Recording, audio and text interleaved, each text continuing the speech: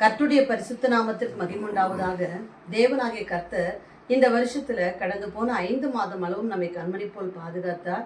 இந்த புதிய மாதத்தை கர்த்தர் கொடுத்திருக்கிறார். இந்த 6வது மாதத்திலும் தேவனாகிய கர்த்தர் நமக்கென்று என்ன வாக்குத்தத்தத்தை கொடுக்கிறார் என்று சொல்லி தேவனுடைய சமூகத்துல காத்திருந்த போது ஒரு நல்ல அருமையான வாக்குத்தத்தத்தை தேவனாகிய கர்த்தர் நமக்கென்று கொடுத்திருக்கிறார். இந்த நாளில அந்த வாக்குத்தத்த வசனத்தை நாம் வாசித்து தியானித்து அதன் ஆசீர்வாதங்களை நாம் சொந்தெடுத்துக் கொள்ள போகிறோம். அந்த வசனத்தை நான் வாசிக்கிறேன். ஏசாயா தீர்க்கதரிசன புஸ்தகம் 43ஆம் அதிகாரம் 18-19. ஏசாயா தீர்க்கதரிசன புஸ்தகம் 43ஆம் அதிகாரம் 18-19 என்ற வசனத்தை நான் வாசிக்கிறேன். முந்தினவைகளை நினைக்க வேண்டாம், பூர்வமானவைகளை சிந்திக்க வேண்டாம். இதோ நான் புதிய காரியத்தை செய்கிறேன், இப்பொழுதே அது தோன்றும், நீங்கள் அதை அறியீர்களா? நான் வனாந்தரத்திலே வழியையும் அவாந்தர வெளியிலே ஆறுகளையும் உண்டாக்குவேன். கர்த்தருடைய பரிசுத்த நாமத்துக்கு ஸ்தோத்திரம். தேவனாகிய கர்த்தர் சொல்லுகிறார், முந்தினவைகளை நினைக்க வேண்டாம், பூர்வமானவைகளை சிந்திக்க வேண்டாம். இந்த மாதத்துல நான் புதிய காரியத்தை செய்கிறேன் என்று சொல்லி கர்த்தர் வாக்குத்தத்தம் கொடுக்கிறார். கர்த்தருடைய பரிசுத்த நாமத்திற்கு மகிமுண்டாவதாக. தேவனாகிய கர்த்தர் ஒரு புதிய காரியத்தை கர்த்தர் இந்த மாதத்திலே செய்கிறேன் என்று சொல்லி வாக்குத்தத்தம் கொடுத்திருக்கிறார். கடந்து போன நாட்களில் நம்ம பார்த்த பழைய வருத்தங்கள், வேதனைகள், துக்கங்கள், பாரங்கள், இந்த காரியங்களே என்னுடைய வாழ்க்கையில தொடருமா என்று சொல்லி நாம் கூட ஏக்கத்தோடு பார்த்து கொண்டிருக்கலாம். இந்த மாதத்துல கர்த்தர் சொல்லுகிறார், முந்தினவைகளை நினைக்க வேண்டாம், பூர்வமானவைகளை சிந்திக்க வேண்டாம். முந்தின தோல்விகள், முந்தின கஷ்டங்கள், முந்தின பாரங்கள் எல்லாம் நினைக்க வேண்டாம். நான் இந்த புதிய மாதத்துல புதிய காரியத்தை செய்கிறேன் என்று சொல்லி கர்த்தர் வாக்குத்தத்தம் சொல்கிறார். கர்த்தருடைய பரிசுத்த நாமத்திற்கு மகிமையுண்டாவதாக. நம்முடைய தேவன் ஒரு புதுமைகளின் தேவன். கர்த்தருடைய பரிசுத்த நாமத்துக்கு ஸ்தோத்திரம். வேதத்துல நாம் வாசிக்கும் போது நிறைய காரியங்களை கர்த்தர் புதிய காரியங்களை, யாராலும் செய்ய முடியாத காரியங்களை, எந்த காலத்திலும் நடந்திராத புதிய காரியங்களை கர்த்தர் செய்திருக்கிறார். கர்த்தருடைய பரிசுத்த நாமத்திற்கு ஸ்தோத்திரம். இந்த நாளில நாம் கர்த்தர் செய்த புதிய காரியங்கள் 3 காரியங்களை குறித்து நாம் தியானித்து, அப்படிப்பட்ட புதுமைகளின் தேவன், புதிய காரியங்களை செய்த தேவன் நம்முடைய வாழ்க்கையில என்ன புதிய காரியத்தை அவர் செய்கிறார் என்பதை குறித்து நாம் இந்த நாளில தியானிக்க போகிறோம். முதலாவதாக கர்த்தருடைய வேத வசனம் சொல்லுகிறது. அதே ஏசாயா தீர்க்கதரிசன புஸ்தகம் 43ஆம் அதிகாரத்துல 16ஆம் வசனத்திலிருந்து நான் வாசிக்கிறேன். சமுத்திரத்திலே வழியையும் வலிய தண்ணீர்களிலே பாதையும் உண்டாக்கி, ரதங்களையும் குதிரைகளையும் இராணுவங்களையும் பராக்கிரமசாலிகளையும் புறப்பட பண்ணி, அவைகள் எழுந்திராதபடிக்கு ஒருமித்து விழுந்து கிடக்கவும், ஒரு திரி அணைகிறது போல் அவைகள் அணைந்து போகவும் பண்ணுகிற கர்த்தர் சொல்லுகிறதாவது. கர்த்தருடைய பரிசுத்த நாமத்துக்கு ஸ்தோத்திரம். தேவனாகிய கர்த்தர் இந்த வாக்குத்தத்தமான வசனத்தை நமக்கு சொல்வதற்கு முன்பாக அவருடைய நாமம் என்ன, அவருடைய மகத்துவமான காரியம் என்ன என்பதை குறித்து தான் இந்த வேத வசனத்தில் சொல்லப்பட்டிருக்கிறது. அதாவது சமுத்திரத்திலே வழி. கர்த்தருடைய பரிசுத்த நாமத்துக்கு ஸ்தோத்திரம். இஸ்ரவேல் ஜனங்கள் எகிப்து தேசத்திலிருந்து புறப்படும் போது அவர்களுக்கு பின்பாக பார்வோனின் சேனை அவர்களை துரத்தி கொண்டு வந்தது. கர்த்தருடைய பரிசுத்த நாமத்துக்கு ஸ்தோத்திரம். அப்பொழுது அவர்கள் கடந்து வந்து கொண்டிருக்கிற நேரத்துல முன்னாடி செங்கடல் அவர்களுக்கு முன்பாக நிற்கிறது, பின்னாடி பார்வோனின் சேனைகள் இருக்கிறது. கர்த்தருடைய பரிசுத்த நாமத்துக்கு ஸ்தோத்திரம். அப்ப அந்த முன்னாடி செங்கடல்ல அவங்க எந்த வழியில கடந்து செல்ல வேண்டும் என்று சொல்லி திகைத்து கொண்டிருந்த சூழ்நிலைகள்ல தேவனாகிய கர்த்தர் அந்த செங்கடலை 2ஆக பிளந்து அவர் மதில் போல நிற்க வைத்து அதிலே அவர் இஸ்ரவேல் ஜனங்களை புறப்பட பண்ணினார். அது மாத்திரம் அல்ல, அவர்களுக்கு பின்னாடி வந்த அந்த எகிப்தின் சேனைகளை அந்த சிவந்த சமுத்திரத்திலே மூழ்கடித்து அழித்து போட்டார். கர்த்தருடைய பரிசுத்த நாமத்துக்கு ஸ்தோத்திரம். எந்த காலத்திலும், எந்த நேரத்திலும், எந்த இடத்திலும் கேள்விப்படாத ஒரு காரியம் என்னவென்றால், செங்கடல் ஒரு கடலை 2ஆக பிளக்க செய்தது. கர்த்தருடைய பரிசுத்த நாமத்துக்கு ஸ்தோத்திரம். செங்கடலையே 2ஆக பிளக்க செய்து தம்முடைய ஜனங்களை வழிநடத்த தேவனாகிய கர்த்தர் தான் சொல்லுகிறார், இப்படிப்பட்ட புதிய காரியத்தை நான் என்ன செஞ்சிருக்கேன், கடந்த நாட்களில் செய்திருக்கிறேன். அதே போன்ற புதிய காரியத்தை நான் உன்னுடைய வாழ்க்கையிலும் என்னுடைய வாழ்க்கையிலும் செய்வேன் என்று சொல்லி கர்த்தர் வாக்குத்தத்தம் கொடுக்கிறார். அப்ப முதல் புதிய காரியம் என்னவென்று சொல்லி பார்த்தா, கடலை 2ஆக பிளந்து இஸ்ரவேல் ஜனங்களுக்கு வழியை காண்பித்ததும் அல்லாமல், வழியை உண்டு பண்ணினதும் அல்லாமல், அவர்களுக்கு விரோதமான சத்துருக்களை அந்த செங்கடலை அழித்து போட்டார். இந்த புதிய காரியத்தை செய்த தேவன் தான் நம்மை பார்த்து சொல்லுகிறார், நான் உன்னுடைய வாழ்க்கையில புதிய காரியத்தை செய்ய போகிறேன் என்று சொல்லி. இரண்டாவதாக நாம் ஒரு வேதத்துல என்னாகம புஸ்தகம் 17ஆம் அதிகாரம் 8வது வசனத்துல நாம் வாசிக்கிறோம். அதாவது இஸ்ரவேல் ஜனங்களின் 12 கோத்திரத்தாருடைய கோல்களை அவர்கள் கொண்டு வந்து ஆசரிப்பு கூடாரத்துல தேவனுடைய சமூகத்தில் அவர்கள் வைத்த போது அந்த ஆரோன் என்று எழுதப்பட்ட அந்த ஆரோனுக்கு சொந்தமான அந்த கோலை ஒரே இரவுல, அதாவது கோல் என்றால் ஒரு குச்சி, ஒரு காய்ந்த குச்சியை ஒரே இரவுல தேவனாகிய கர்த்தர் அவர் அதை பூக்க செய்து காய்க்க செய்து அதிலே வாதுமை பழங்களை கொடுக்க வைத்தார். கர்த்தருடைய பரிசுத்த நாமத்துக்கு ஸ்தோத்திரம். அதாவது நம்ம நிறைய செடியை வளர்க்கணும். அந்த செடி முளைப்பதற்கு கிட்டத்தட்ட, அதாவது அது முளை விடுவதற்கே கிட்டத்தட்ட ஒரு 10-15 நாட்கள் ஆகும்.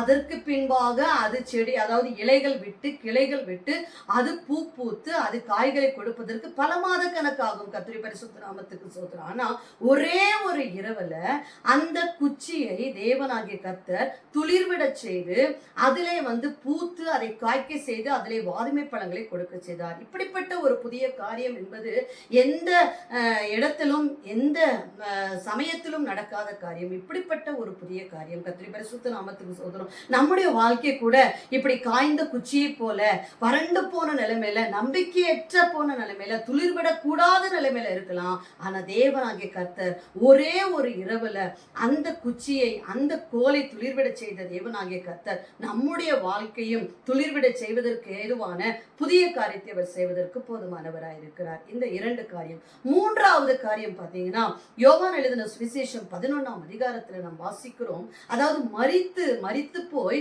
நான் அடக்கம் பண்ணப்பட்டு 4 நாள் கல்லறையிலே வைக்கப்பட்ட லாசரு. கர்த்தருடைய பரிசுத்த நாமத்துக்கு ஸ்தோத்திரம். ஒருவேளை வியாதியா இருக்கிறவங்க சுகமாகலாம். கர்த்தருடைய பரிசுத்த நாமத்துக்கு ஸ்தோத்திரம்.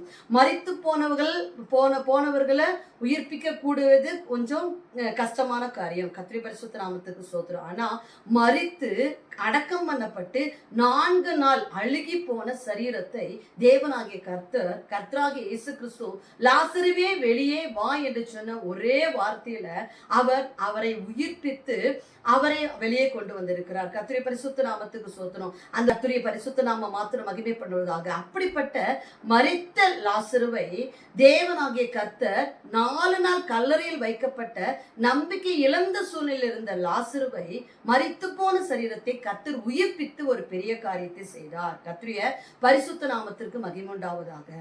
இப்படிப்பட்ட 3 புதிய காரியங்களை செய்த தேவனாகிய கர்த்தர், அதாவது சமுத்திரத்திலே வழியை உண்டாக்கின தேவனாகிய கர்த்தர், இரண்டாவதாக ஒரு குச்சியை, ஒரு கோலை துளிர்விட செய்த தேவனாகிய கர்த்தர், மூன்றாவதாக மரித்து போன சரீரத்தை உயிர்ப்பித்த தேவனாகிய கர்த்தர், இப்படிப்பட்ட புதிய காரியங்கள் எல்லாம் செய்தவர் தான் இந்த மாதத்துல நமக்கு வாக்குத்தத்தம் கொடுக்கிறார். இதோ நான் உன்னுடைய வாழ்க்கையில புதிய காரியத்தை செய்கிறேன். கர்த்தருடைய பரிசுத்த நாமத்திற்கு மகிமை உண்டாவதாக. அப்ப அந்த புதிய காரியம் என்னவென்று சொல்லி பார்த்தால், வேத வசனத்துல நாம் அதே வசனத்துல 19ஆம் வசனத்துல வாசிக்கிறோம். இதோ நான் புதிய காரியத்தை செய்கிறேன், இப்பொழுதே அது தோன்றும், நீங்கள் அதை அறியீர்களா?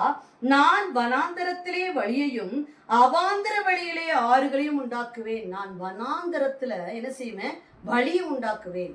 அவாந்திர வழியில ஆறுகளை உண்டாக்குவேன். அது மாத்திரமல்ல, நான் தெரிந்து கொண்ட என் ஜனத்தின் தாகத்துக்கு வனாந்தரத்திலே தண்ணீர்களையும் அவாந்திர வழியிலே ஆறுகளையும் உண்டாக்குவதினால் காட்டு மிருகங்களும் வலுசற்பங்களும் கோட்டான் குஞ்சுகளும் என்னை கனம் பண்ணும். கர்த்தருடைய பரிசுத்த நாமத்துக்கு ஸ்தோத்திரம்.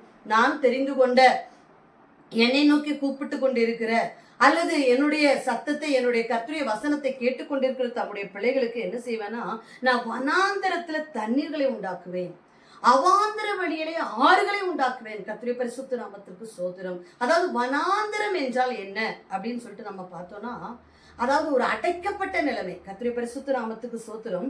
வனாந்தரம் என்றால் ஒரு அடைக்கப்பட்ட நிலைமை. அதாவது சுற்றிலும் எந்த இடத்திலும் போய் ஒரு விடுதலையாக்கப்படுகிற, ஒரு ஆசீர்வதிக்கப்படுகிற நிலைமை இல்லாதபடிக்கு சுற்றிலும் அடைக்கப்பட்ட நிலைமை. அது மட்டும் இல்ல, வனாந்தரம் என்பது ஒரு வறண்டு போன வாழ்க்கை, ஒரு ஆசீர்வாதமற்ற வாழ்க்கை. கர்த்தருடைய பரிசுத்த நாமத்துக்கு ஸ்தோத்திரம்.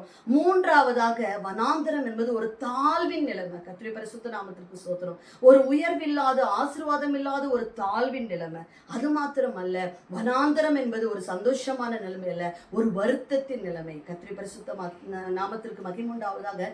இப்படிப்பட்ட வனாந்திரத்துல தேவனாகிய கர்த்தர் என்ன செய்யறாரு அப்படின்னா தண்ணீர்களை உண்டு பண்ணுகிறார். கர்த்தருடைய பரிசுத்த நாமத்துக்கு ஸ்தோத்திரம்.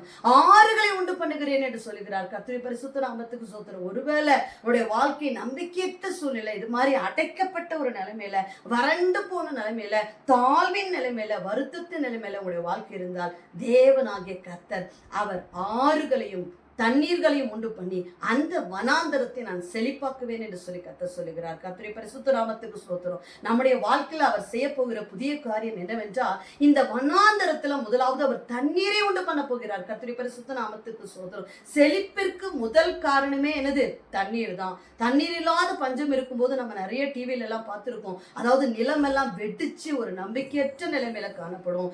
அந்த நிலத்திற்கு ஒரு ஆசீர்வாதம் அல்லது ஒரு செழிப்பு உண்டாக வேண்டும் என்றால் முதலாவது வனாந்தரத்துல தண்ணீர் உண்டாக வேண்டும். அந்த வனாந்தரமான நம்முடைய வாழ்க்கையில கர்த்தர் முதலாவது ஆறுகளையும் தண்ணீரையும் புறப்பட பண்ண போகிறார். கர்த்தருடைய பரிசுத்த நாமத்துக்கு ஸ்தோத்திரம். இரண்டாவதாக கர்த்தர் என்ன செய்ய போகிறார்? ஏசாயா தீர்க்கதரிசன புத்தகம் 41 அதிகாரம் 18, 19, 20 வாசிக்கிறோம். நான் வனாந்தரத்தை தண்ணீர் தடாகமும் வறண்ட பூமியை நீர்க்கேணிகளும் ஆக்கி வனாந்தரத்திலே கேதுரு மரங்களையும் சித்தி மரங்களையும் மிருது செடிகளையும் ஒலிவ மரங்களையும் நட்டு அவாந்திர வழியிலே தேவதாரு விருட்சங்களையும் பாய்மர விருட்சங்களையும் புன்னை மரங்களையும் உண்டு பண்ணுவேன். கர்த்தருடைய கரம் அதை செய்தது என்றும் இஸ்ரவேலின் பரிசுத்தர் அதை படைத்தார் என்றும் யாவரும் கண்டு உணர்ந்து அறிந்து கொள்வார்கள். முதலாவது வனாந்தரத்தில் கர்த்தர் தண்ணீரை உண்டு பண்ணுகிறார். தாகத்தை தீர்ப்பதற்காக தண்ணீரை ஆறுகளை உண்டு பண்ணுகிறது மாத்திரமல்ல, தேவனாகிய கர்த்தர்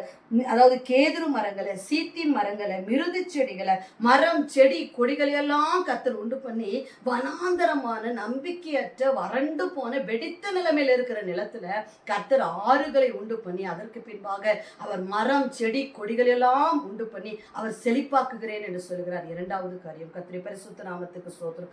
மூன்றாவதாக அந்த வனாந்தரத்தை கர்த்தர் என்ன செய்ய போகிறார் என்று சொல்லி பார்த்தால் ஏசாயா தீர்க்கதரிசன புத்தகம் 51 அதிகாரம் 3வது வசனத்தில் நாம் வாசிக்கிறோம். கர்த்தர் சீயோனுக்கு ஆறுதல் செய்வார். அவர் அதன் பாழான ஸ்தலங்களை எல்லாம் தேர்தல் அடைய செய்து அதன் வனாந்தரத்தை ஏதேரி போலவும் அதன் அவாந்திர வழியை கர்த்தரின் தோட்டத்தை போலவும் ஆக்குவார். சந்தோஷமும் மகிழ்ச்சியும் துதியும் கீத சத்தமும் அதில் உண்டாயிருக்கும். இப்படிப்பட்ட வனாந்தரத்தை கர்த்தர் என்ன செய்ய போறார்னா முதலாவது தண்ணீரை உண்டு பண்ண போகிறார். ஆறுகளை உண்டு பண்ண போகிறார். அது மாத்திரமல்ல, மரம் செடி கொடிகளை கர்த்தர் உண்டு பண்ண போகிறார். அது மாத்திரம் அதை கர்த்தரின் தோட்டத்தை போல, ஒரு ஏதேன் தோட்டம் எப்படி ஆசீர்வாதம் நிறைந்ததாய் காணப்பட்டதோ அப்படிப்பட்ட ஏதேன் தோட்டத்தை போல, கர்த்தரின் தோட்டத்தை போல நம்முடைய வாழ்க்கை கர்த்தர் அவர் மாற்றப் போகிறார். அதுல சந்தோஷம், மகிழ்ச்சி, துதி, கீத சத்தம் உண்டாயிருக்கும்படியான ஆசீர்வாதத்தை கர்த்தர் கொடுக்க போகிறார். கர்த்தருடைய பரிசுத்த நாமத்துக்கு ஸ்தோத்திரம். அடைக்கப்பட்ட நிலைமையில, வறண்டு போன நிலைமையில, தாழ்வின் நிலைமையில, நம்பிக்கையற்ற நிலைமையில நம்முடைய வாழ்க்கை இருந்தாலும் தேவனாகிய கர்த்தர் இந்த மாதத்துல சொல்கிறார், நான் புதிய காரியத்தை உன்னுடைய வாழ்க்கையில நான் செய்ய போகிறேன். நான் வனாந்தரத்துல வனாந்தரமாக உன்னுடைய வாழ்க்கையில ஆறுகளை உண்டாக்கி உன்னுடைய வாழ்க்கையை நான் அதாவது உன்னுடைய வாழ்க்கையை நான் வறண்டு போன நிலைமையிலிருந்து மாற்றப் போகிறேன். அது மாத்திரமல்ல, மரம் செடி கொடிகள் எல்லாம் உண்டு பண்ணி உன்னுடைய வாழ்க்கையை செழிப்பாக்க போகிறேன். அதற்கும் மேலாக சகல ஜனங்களும் பிரமிக்கத்தக்கதா ஏதேன் தோட்டத்தை போலும் கர்த்தரின் தோட்டத்தை போலும் நான் உன்னுடைய வாழ்க்கையை மாற்றப் போகிறேன் என்று கர்த்தர் சொல்கிறார். எப்படிப்பட்ட தேவன்! புதிய காரியங்களை செய்கிற தேவன், ஒரு புதுமைகளின் தேவனாகிய கர்த்தர் சொல்கிறார், இந்த மாதத்துல நான் உனக்கு என்று நான் புதிய காரியத்தை செய்கிறேன். வனாந்தரமா இருக்கலாம் அவனுடைய வாழ்க்கை, நம்பிக்கையற்ற நிலைமையில இருக்கலாம். அதாவது என்னுடைய வாழ்க்கையில இனி ஒரு ஆசீர்வாதம் வருவதற்கு பல வருடங்கள் செல்லும் என்று சொல்லி நம்ம கூட யோசிச்சு கொண்டு இருக்கலாம். ஆனால் ஒரே ஒரு இரவுல அந்த குச்சியை தேவனாகிய கர்த்தர் அவர் துளிர்விட செய்து பூ பூக்க செய்து காய்க்க செய்தது உண்மையானால் நம்முடைய வாழ்க்கையில உன் சுகவாழ்வு சிக்கரத்தில் துளிர்த்து என்று சொல்லி கர்த்தர் வேத வசனம் சொல்லுகிறது. தேவனாகிய கர்த்தர் ஒரே இரவுல கூட நம்முடைய வாழ்க்கையில புதிய காரியத்தை செய்து நம்முடைய வாழ்க்கையை அப்படியே மாற்ற முடியும். அப்படிப்பட்ட தேவனாகிய கர்த்தர் தான் இந்த மாதத்துல நம்மளுக்கு வாக்குத்தத்தம் கொடுக்கிறார். இதோ நான் புதிய காரியத்தை செய்கிறேன், முந்தினவைகள் எல்லாம் மறக்கப்பட்டு போகும், முந்தின எல்லா காரியங்களையும் நினைக்க வேண்டாம், பூர்வமான காரியங்கள் எல்லாம் சிந்திக்க வேண்டாம், நான் ஒரு புதிய காரியத்தை செய்து சகல ஜனங்களுக்கு முன்பாக உன்னுடைய வாழ்க்கையை நான் ஆசீர்வதித்து நிறுத்துவேன் என்று சொல்லி கர்த்தர் சொல்லுகிறார். இந்த வேத வசனத்தின்படி தேவனாகிய கர்த்தர் நம்மை இந்த மாதத்துல மாத்திரமல்ல நம்முடைய வாழ்க்கையை வாழ்வின் கடைசி பரியந்தம் ஆசீர்வதிப்பாராக. ஆமென். நாம் இந்த வாக்குத்தத்த வசனம் நிறைவேறுவதற்காக தேவனுடைய சமூகத்தில் நாம் ஜெபிப்போம். சர்வ வல்லமுள்ள எங்கள் தேவனாகிய கர்த்தாவே, நாங்கள் உம்மை ஸ்தோத்தரித்து உமது நாமத்தை நாங்கள் மகிமைப்படுத்துகிறப்பா. ஆண்டவரே, இந்த ஆசீர்வதிக்கப்பட்டதான இந்த கர்த்தாவே மாதத்தின் முதலாவது நாளில் நீங்க எங்கள் கொடுத்த வாக்குத்தத்திற்காய் ஸ்தோத்திரம். இதோ நான் புதிய காரியத்தை செய்கிறேன் என்று சொன்னீங்க. வனாந்தரமான வாழ்க்கையில ஆறுகளை உண்டு பண்ணுவேன். ஆண்டவரே ஸ்தோத்திரம். மரம் செடிகள் எல்லாம் உண்டு பண்ணி அதை செழிப்பாக்குவேன், அதை கர்த்தரின் தோட்டத்தை போல் ஆக்குவேன் என்று சொல்லியிருக்கீங்க. அதே போல எங்களுடைய வாழ்க்கையில் இந்த வசனத்தை கேட்கிற ஒவ்வொரு பிள்ளைகளுடைய வாழ்க்கையிலும் நம்பிக்கையற்ற சூழ்நிலைகளை, வறண்டு போன சூழ்நிலைகளை ஆண்டவரே, தாழ்வின் சூழ்நிலைகளை மாற்றி போட்டு ஆண்டவரே, நம்முடைய பிள்ளைகளை நீர் ஆசீர்வதித்து புதிய காரியத்தை செய்து புதிய மாதத்துல கர்த்தாவே உம்முடைய பிள்ளைகளை நீர் சந்தோஷப்படுத்த வேண்டும் என்று சொல்லி நாங்கள் ஜெபிக்கிறோம். நீர் அப்படியே செய்ய போகிறபடினால் உமக்கு நன்றி செலுத்துகிறோம். இயேசுவின் நாமத்தில் பிதாவே, ஆமென். God bless you.